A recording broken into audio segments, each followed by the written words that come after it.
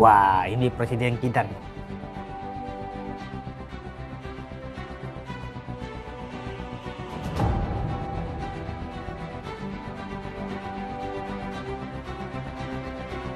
Sejumlah negara Asia Tenggara satu persatu mulai terkena dampak kebijakan tegas Indonesia.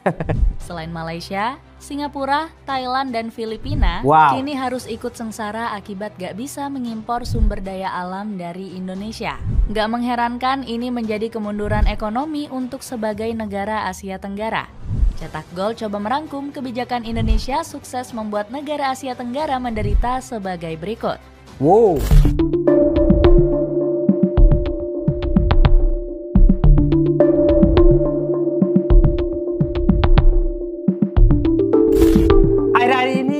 Indonesia lagi disoroti karena kebijakan yang diambil oleh pemerintah Indonesia di bawah kepemimpinan Presiden Prabowo Subianto, di mana itu menyusahkan negara-negara lain dan negara-negara tetangga kita seperti Singapura, Thailand, Malaysia itu kena imbasnya dengan kebijakan atau aturan baru yang ditetapkan oleh pemerintah Indonesia.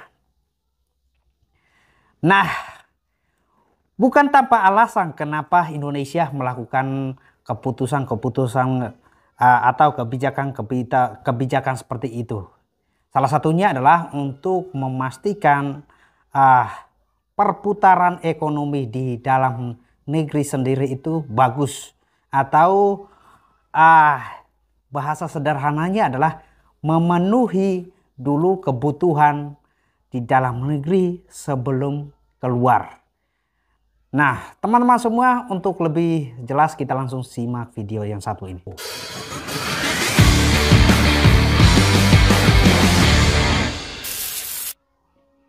Asia Tenggara yang terlalu bergantung ke Indonesia. Wow.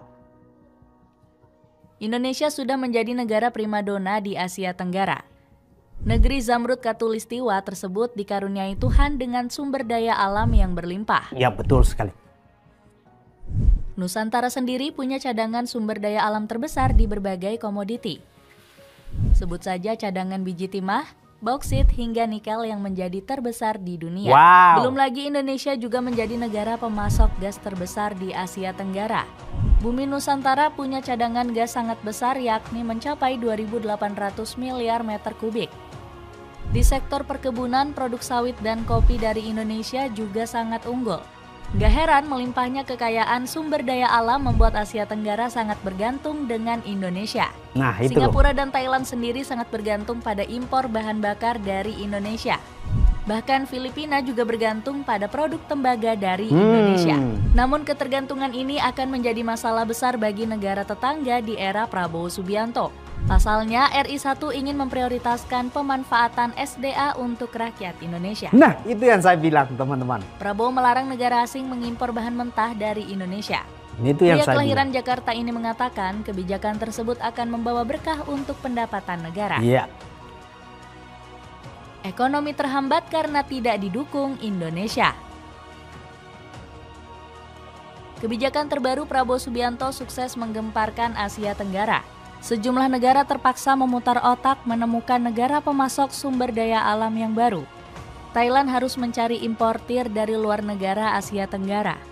Negeri Gajah Putih bahkan rela membeli stok sumber daya alam dari negara Uni Eropa dan Amerika itu Serikat. pasti lebih mahal, teman-teman. Sayangnya kerjasama tersebut diprediksi nggak akan bertahan lama. Pasalnya, baik Uni Eropa dan Amerika Serikat sedang fokus perang tarif yang mengganggu stabilitas harga baja aluminium. Masalah serupa juga menimpa negara Asia Tenggara lainnya, yakni Filipina. Negara berjuluk negeri lumbung padi itu kerap bekerja sama dengan Uni Eropa dalam jumlah yang besar. Wow. European Commission mencatat nilai perdagangan kedua pihak mencapai 16,1 miliar euro pada tahun 2023. Nggak heran kalau Filipina jadi salah satu mitra dagang terbesar benua biru. Selain itu, rezim Ferdinand Marcos Jr. juga semakin bergantung kepada Amerika Serikat sejak tahun 2023. Wow. Apalagi Filipina digadang-gadang sebagai sekutu baru Paman Sam di Asia. Sementara itu, krisis serupa juga menimpa Singapura yang mengalami krisis gas alam. Kebijakan pemerintah Indonesia untuk menyetop ekspor disebut sebagai kendala utamanya. Sebab 90% pasokan listrik di negeri Singa bersumber dari LNG Bumi Nusantara dan negara lain. Alhasil, negara tetangga ini terpaksa melakukan impor dari Uni Emirat Arab. Potensi mundurnya ekonomi Asia Tenggara. Krisis yang menimpa negara tetangga disebut bakal membawa dampak yang lebih besar. Perekonomian Asia Tenggara diprediksi tengah berada di ambang kehancuran. Hal ini dapat dilihat dari Singapura yang langsung terkena krisis energi, sebab negeri Singa selalu memenuhi kebutuhan gas alamnya dengan melakukan impor dari Indonesia. Krisis serupa juga sempat melanda negara tetangga pada tahun 2021 silam. Bahkan saat itu Singapura terancam mati total karena nggak punya pasokan listrik. Alhasil negeri Singa sampai meminta bantuan Indonesia untuk memasok sumber energi. Kabarnya tanah air mengirimkan pembangkit listrik tenaga surya sebesar 100 MW. Di sisi lain negara Asia Tenggara lainnya juga berpotensi mengalami kemunduran.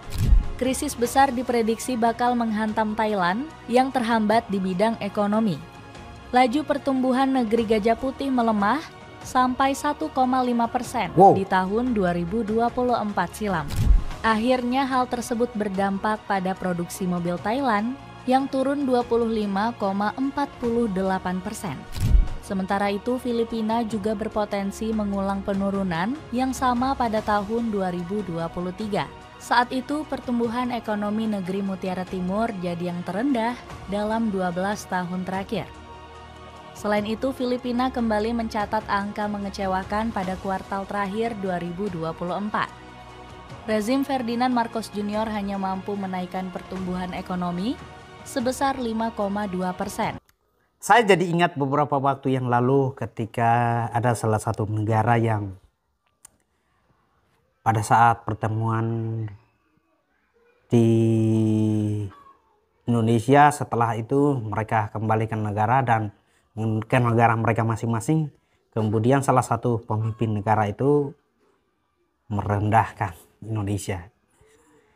Nah, teman-teman semua, inilah yang dimaksud bahwa ketika pemimpin yang tepat berada di titik yang tepat, pasti akan mengambil keputusan yang sangat tepat untuk kedaulatan bangsa dan warga negaranya. Nah, apa yang saya mau bilang bahwa setiap kebijakan yang diambil ini bertujuan adalah untuk kesejahteraan, kemakmuran bangsa Indonesia. Maka tidak heran ketika setelah Prabowo dilantik menjadi Presiden ke-8 Republik Indonesia, langsung tancap gas beliau membuat kebijakan-kebijakan yang menghebohkan dunia. Bahkan beberapa negara tetangga kita harus memutar otak untuk memenuhi kebutuhan sumber daya atau energi mereka dan kebutuhan yang lainnya yang selama ini mereka bergantung dengan Indonesia. Nah, pelajaran pentingnya adalah jangan terlalu menggantungkan hidup kita kepada orang lain. Ini bisa diaplikasikan ke negara. Kalau suatu negara terlalu bergantung sama negara lain, sewaktu-waktu ada kebijakan, ada perubahan, itu repot. Karena kalau kita harus mencari penggantinya, itu pasti anggarannya lebih banyak yang dikeluarkan dan ada kerumitan tertentu. Nah, apa yang dilakukan oleh Indonesia akhir-akhir ini sedang menunjukkan siapa sebenarnya negara Indonesia. Dan saya sangat suka sekali dengan keputusan seperti ini. Ini membuka mata kita, membuka telinga kita. Nah, dengan Indonesia melakukan kebijakan-kebijakan seperti ini akan membuat negara-negara besar, negara-negara tetangga kita akan menaruh rasa hormat, rasa respect yang tinggi terhadap negara kita. Karena kembali lagi Indonesia yang akan pegang kendalinya. Ada banyak sekali kekayaan alam yang dimiliki Indonesia yang belum tentu dimiliki oleh negara lain. Malaysia yang mulai sulit bersaing. Kebijakan tegas Prabowo Subianto menyetop ekspor sumber daya alam membuat Malaysia kalang kabut. Pasalnya, negeri jiran dikabarkan sedang krisis beras dan butuh pasokan dari Indonesia. Kondisi tersebut membuat anggota parlemen Malaysia, Datuk Seri Panglima Mohtaradin, meminta pemerintah berguru ke Indonesia. Presiden Indonesia pada suatu ketika mengarahkan Menteri Pertanian untuk membuat transformasi pertanian. Dan mereka telah sukses mentransformasi dari atas sampai bawah pertanian, ujar Bung Mokhtar. Pernyataan tersebut nggak mengherankan mengingat pasokan beras tanah air surplus hingga 5 juta ton. Hal ini terjadi karena produksi beras dalam negeri yang meningkat. Usut punya usut, sebelumnya Indonesia telah lebih dulu menghentikan impor beras. Harga beras pun mulai turun di harga 514 US dollar per metrik ton. Padahal di bulan Januari angkanya menyentuh 655 US dollar. Menurut Guru Besar Pertanian UGM, Profesor Subejo, kebijakan ini membuat stabilitas harga pangan jadi terkendali. Secara keseluruhan, jika penghentian impor pangan diikuti oleh peningkatan signifikan dalam produksi domestik, maka ketahanan pangan jangka pendek dapat terjaga. Harga pangan tetap stabil dan tekanan inflasi dapat dikendalikan, jelas Subejo. Meroketnya ekonomi Indonesia. Kebijakan tegas pemerintah menyetop ekspor sumber daya alam dinilai berdampak positif bagi kemajuan ekonomi tanah air. Pasalnya, kekayaan nasional tersebut dapat dikelola sendiri oleh anak bangsa. Bahlil Lahadalia selaku Menteri ESDM menegaskan bahwa ormas dan perusahaan dalam negeri juga memiliki hak mengelola sumber daya alam Indonesia. Pak Prabowo setuju, beliau kan patriot sejati. Yang penting kami berikan untuk kesejahteraan rakyat lewat ormas, sebab mereka bagian dari aset negara, jadi negara harus hadir, ujar Bahlil. Jika dikelola optimal, Indonesia berpotensi meraih keuntungan devisa yang melimpah. Menurut pengamat energi Kurtubi, nilai kekayaan bumi Nusantara mencapai ratusan ribu triliun rupiah. Itu perkiraan nilai cadangan terbukti dari minyak, gas, batu bara, tembaga, emas, nikel, perak, dan seterusnya. Ini yang ketemu saja di perut bumi. Nilainya saat ini sekitar 200 ribu triliun rupiah, ujar politisi Partai Nasdem tersebut.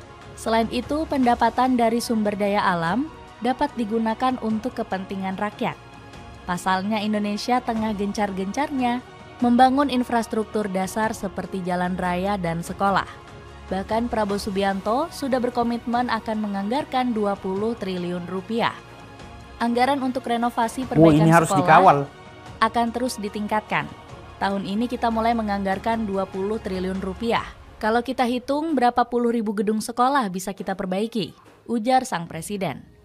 Itulah ulasan kebijakan Indonesia membuat negara Asia Tenggara menderita. Bagaimana pendapatmu? Apakah negara Asia Tenggara bisa lepas dari ketergantungan sumber daya alam Indonesia? Coba tulis pendapatmu di kolom komentar di bawah ini. Kita setuju kalau setiap kekayaan alam yang dimiliki di negeri ini dikelola di dalam negeri, dipoles, diproduksi di dalam negeri sebelum keluar. Bertujuan untuk mensejahterakan masyarakat Indonesia. Nah, tapi ada hal yang sangat miris sekali buat saya, yaitu menyoroti kasus korupsi yang akhir-akhir ini kok kasus korupsinya makin meningkat. Memang di satu sisi kita apresiasi kinerja pemerintah untuk membongkar mega korupsi yang ada. Tapi kita sebagai masyarakat kecil juga berharap oknum-oknum yang telah merugikan masyarakat, oknum-oknum yang telah merugikan negara hingga ratusan bahkan ribuan triliun itu harus ada hukum yang bisa membuat calon koruptor lain itu kapok. Entah itu ditembak langsung mati atau entah itu apalah, pokoknya masyarakat itu sudah capek dengan hukuman hanya 10 tahun, 20 tahun. Kalau berkelakuan baik langsung dikurangi masa hukumannya, itu kan terlalu ringan. Nah, kita berharap kalau pemerintah benar-benar serius untuk memajukan ini, kita yakin bahwa undang-undangnya ibaratlah perampasan hak aset, setelah itu ada hukum yang setimpal lah. Itu pasti bisa lah. Karena kita lihat kekayaan alam ini makin besar, makin terbuka, tapi peluang untuk korupsinya juga makin besar. Nah, jangan sampai kekayaan yang kita miliki ini hanya dinikmati oleh segelintir orang.